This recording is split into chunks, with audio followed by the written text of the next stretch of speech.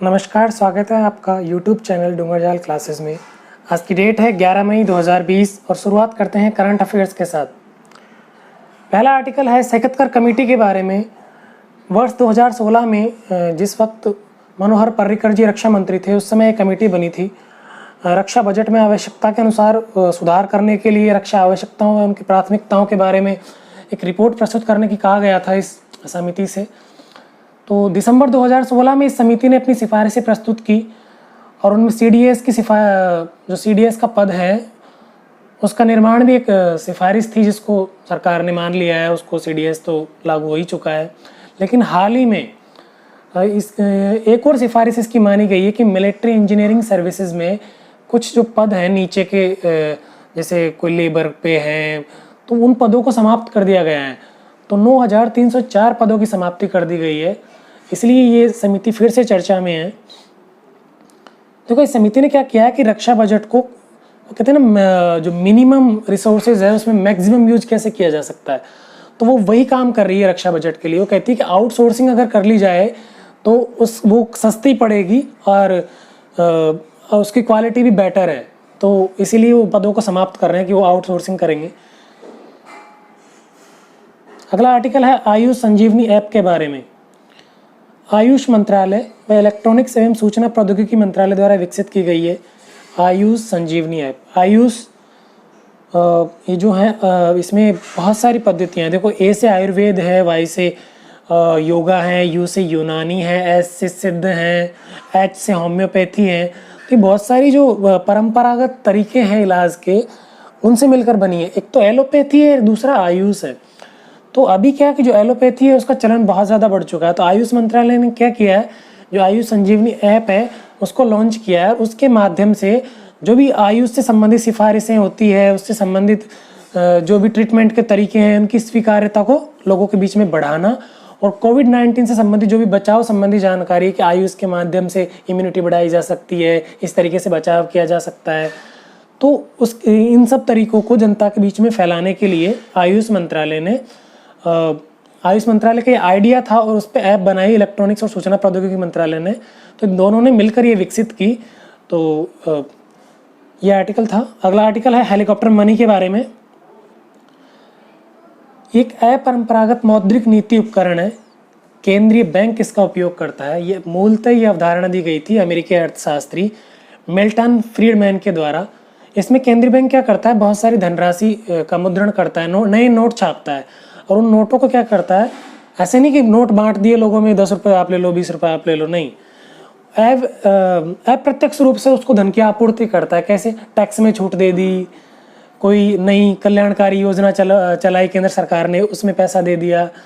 तो इस तरीके से ये पैसा अर्थव्यवस्था में लगाया जाता है। जब वो पैसा अप्रत्यक्ष रूप से जनता के बीच में पहुंचता है, जैसे हो सकता है कि जो लोन लेते हैं उसकी जो ब्याज है उसमें छूट दे दे, तो इस तरीके से इस धन की आपूर्ति की जाती है। तो उससे क्या होता है कि पब्लिक के पास पैसा पहुंचता है, पब्लिक के पास पैसा पहुंचता है तो मार्केट में डिमांड बढ़ती है। अच्छा, मार्केट में डिमांड तो बढ़ती है, लेकिन एक इसका बड़ा नुकसान है कि मुद्रास्फीति बढ़ती है इसकी वजह से, क्योंकि डिमांड बढ़ेगी अचानक से और तो चीज़ों के जो सप्लाई है वो उतनी ही रहेगी। तो इसको एक बोटल नेक इन्फ्लेशन भी नाम देते हैं लोग बाग की। सप्लाई तो उतनी है लेकिन मांग अचानक से बढ़ गई, तो वो जैसे बोतल का नेक सिकुड़ जाता है ना ऊपर जाके, ठीक वैसे। और दूसरा है कि मुद्रा का अवमूल्यन की समस्या होती है। क्या होता है कि जो मुद्रा है उसमें विश्वास घटता है लोगों का। जैसे केंद्रीय बैंक बड़ी मात्रा में मुद्रा छापेगा तो अन्य देश ऑब्वियसली बात है कि उस मुद्रा के प्रति विश्वास खो देंगे। क्यों? क्योंकि ये तो अनावश्यक रूप से मुद्रा छाप रहा है, वहाँ के लोग निर्यात को बढ़ावा देंगे, तो इस तरीके से जो मुद्रा है उसकी स्थिति कमज़ोर होती है। तो ये दो बड़ी समस्याएं हैं हेलीकॉप्टर मनी की। हाल ही में चूँकि लॉकडाउन चल रहा है तो अर्थव्यवस्था की हालत थोड़ी गंभीर है, तो आंध्र प्रदेश के जो मुख्यमंत्री है उन्होंने ये सलाह दी थी, तो तब से हेलीकॉप्टर मनी चर्चा में रहा है। देखो, परंपरागत मौद्रिक उपकरण जो हैं वो दो तरीके के होते हैं, आपने पढ़ा हुआ होगा। एक तो मात्रात्मक होते हैं और एक गुणात्मक होते हैं। मात्रात्मक में सारे आते हैं, CRR हैं, कैश रिजर्व रेशियो हैं, SLR हैं, और रेपो रेट हैं, रिवर्स रेपो रेट हैं, ओपन मार्केट एक्टिविटीज़ हैं। तो ये सारे क्वालिटी में उसमें आते हैं, क्वांटिटी में मात्रात्मक में, और क्वालिटेटिव में क्या आते हैं, कोई जुर्माना लगा दिया, नैतिक रूप से कोई दबाव डाल दिया किसी बैंक पे, प्राथमिक क्षेत्र निर्धारित कर दिया कि आप इसमें लोन देंगे, ये सारी चीज़ें। तो वो है परंपरागत, और ये हेलीकॉप्टर मनी अपरंपरागत है। ये ध्यान रखने वाली बात, हो सकता है कहीं कंफ्यूज कर दे। अगला आर्टिकल है सुंदरवन के बारे में। हाल ही में पश्चिम बंगाल के वन विभाग द्वारा एक रिपोर्ट जारी की गई है बाघों की संख्या के ऊपर। तो उसमें कहा गया है कि वर्ष 2018-19 में 88 बाघ थे, जो 19-20 में बढ़कर 96 हो गए हैं। आपको पता होगा कि लगभग 70% बाघ विश्व के वो भारत में हैं। भारत में अभी लगभग 2900 बाघ है। ये सुंदरवन जो मैंग्रोव वन है, इसके बारे में हम जान लेते हैं। भारत और बांग्लादेश में जो ब्रह्मपुत्र और गंगा नदी का डेल्टा है, उस डेल्टा के दलदलीय जो भाग है उसमें ये फैले हुए हैं। सुंदरी वृक्ष के कारण प्रसिद्ध है। इम्पोर्टेंट फैक्ट, 1987 में यूनेस्को द्वारा विश्व धरोहर स्थल की सूची में इसको शामिल किया गया है। देखो, ये जो विश्व धरोहर स्थल की सूची होती है ना, इसमें दो तरीके की होती है, प्राकृतिक भी होती है और मानवकृत भी होती है। तो ये जो प्राकृतिक वाली सूची है उसमें शामिल है। मानवकृत में जैसे नालंदा विश्वविद्यालय वो शामिल है, तो वो मानवकृत में। तो ये सूची के दो पार्ट, नेचुरल और ह्यूमन मेड। अगला आर्टिकल है प्रवासी राहत मित्र ऐप के बारे में। संयुक्त राष्ट्र विकास कार्यक्रम और उत्तर प्रदेश के राजस्व विभाग के द्वारा ये ऐप विकसित किया गया है। मूलतः जो यूपी का रेवेन्यू डिपार्टमेंट है उसने विकसित किया है, लेकिन सहयोग किया है यूएनडीपी ने, यूनाइटेड नेशन डेवलपमेंट प्रोग्राम।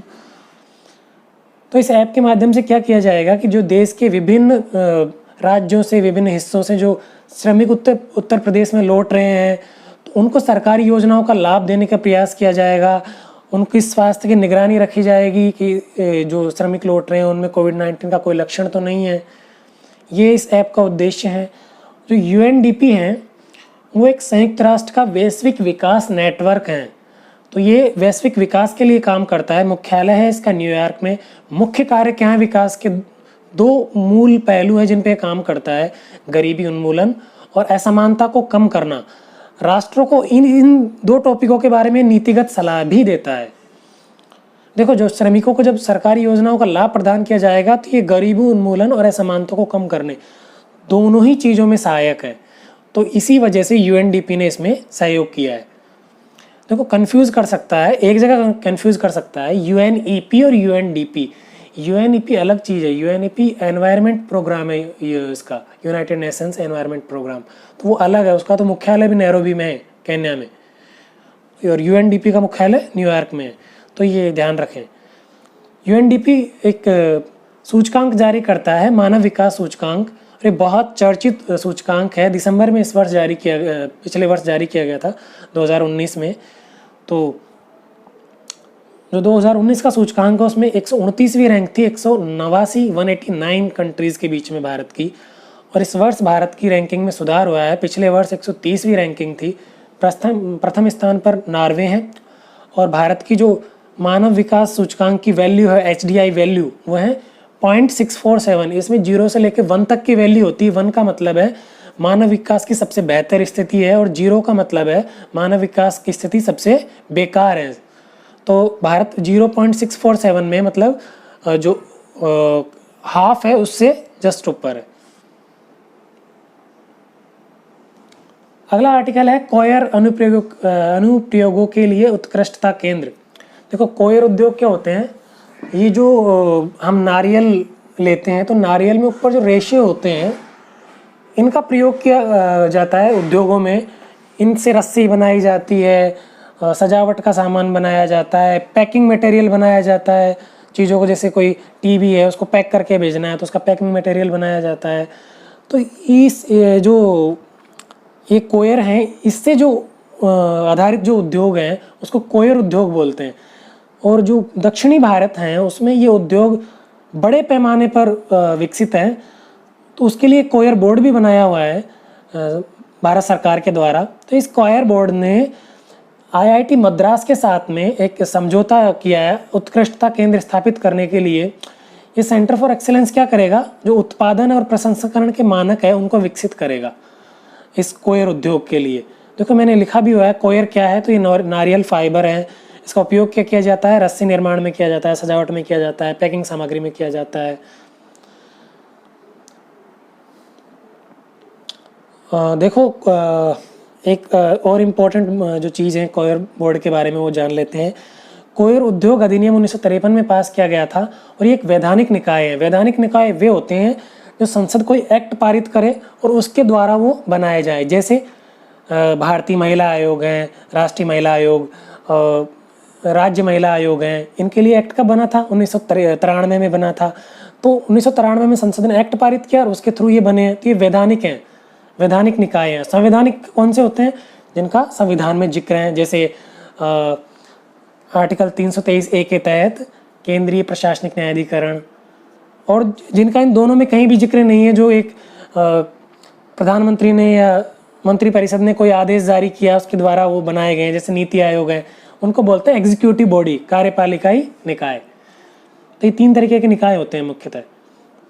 बाकी वो न्यायिक प्रवृत्ति के आधार पर न्यायिक और अर्धन्यायिक होते हैं, वो अलग मैटर है। तो कोयर बोर्ड 2 साल तक आईआईटी मद्रास को 5 करोड़ की वित्तीय सहायता भी प्रदान करेगा, ताकि जो सेंटर फॉर एक्सीलेंस है वो बेहतर तरीके से कार्य कर सके।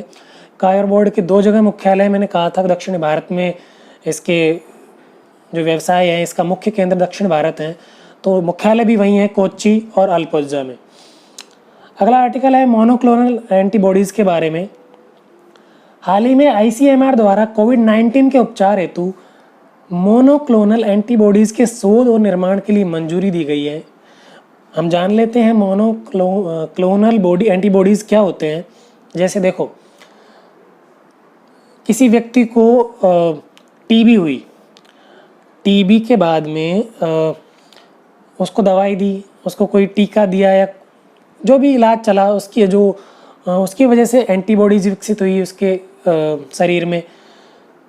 वैसे ही जैसे कोविड-19 हुआ किसी को, उसका इलाज चला, तो कोविड-19 के प्रति उसके शरीर में एंटीबॉडीज़ विकसित हो गई।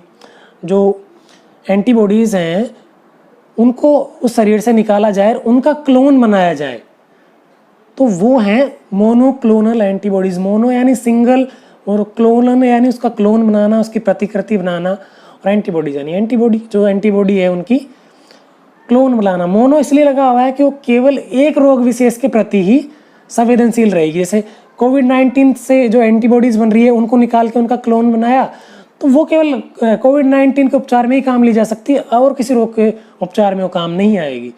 तो उनके लिए शोध कार्य और निर्माण के लिए आईसीएमआर ने मंजूरी दी है। Indian council of medical research, इसका मुख्यालय दिल्ली में स्थित है। देखो मैंने लिखा भी है, कोविड-19 से उपचारित कोई व्यक्ति है, उसकी एंटीबॉडीज़ निकालो, उसका क्लोन बनाओ और उसका उपचार करो अन्य मरीजों में उसको डालकर। तो इसको प्लाज्मा थेरेपी भी बोलते हैं, क्योंकि प्लाज्मा से भी वही एंटीबॉडीज़ निकालते हैं और एंटीबॉडीज़ का दूसरी शरीर में स्थानांतरित करते हैं। तो ये आज के आर्टिकल थे। आज के प्रश्न हैं, कोयर उद्योग संबंधित हैं जूट उत्पादन से, नारियल रेशों से, बारूद निर्माण से, पीवीसी के निर्माण से। दूसरा प्रश्न है, प्रवासी राहत मित्र ऐप के बारे में निम्नलिखित कथनों पर विचार करें। यह उत्तर प्रदेश सरकार के राजस्व विभाग द्वारा यूएनईपी की सहायता से विकसित किया गया है। दूसरा कथन है, इसके द्वारा संपूर्ण देश में प्रवासी श्रमिकों को सरकारी योजनाओं का लाभ प्रदान किया जाएगा।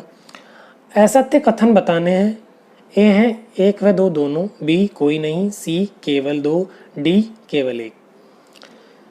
तीसरा प्रश्न है, सेखतकर समिति संबंधित है प्रवासी श्रमिकों के विस्थापन व पुनर्वास से, बी रक्षा सुधार से, सी वित्तीय वर्ष पुनर्निर्धारण से, डी रिजर्व बैंक सुधार से। देखो फाइनेंशियल ईयर को दोबारा रीसेट करने के लिए भी एक समिति बनी थी, वो आपको ध्यान होनी चाहिए। देखो इस प्रश्न में ये तो इसका उत्तर नहीं है, लेकिन मैं बता देता हूँ, मुझे याद है शंकराचार्य समिति बनी थी, वो वित्तीय वर्ष के पुनर्निर्धारण से संबंधित थी, अगर कहीं प्रश्न आ जाता है।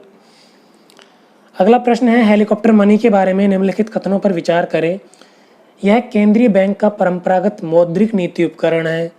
दूसरा कथन है, यह अवधारणा अमेरिकी अर्थशास्त्री मिल्टन फ्रीडमैन के द्वारा विकसित की गई है। आपको वे कथन बताने हैं जो सही नहीं हैं। ऑप्शन ए है केवल एक, ऑप्शन बी केवल दो, ऑप्शन सी 1 व 2 दोनों, ऑप्शन डी कोई नहीं। तो ये था आज का करंट अफेयर्स और ये थे आज के करंट अफेयर्स पर आधारित प्रश्न। कल फिर मिलते हैं नई करंट अफेयर्स के साथ। नमस्कार।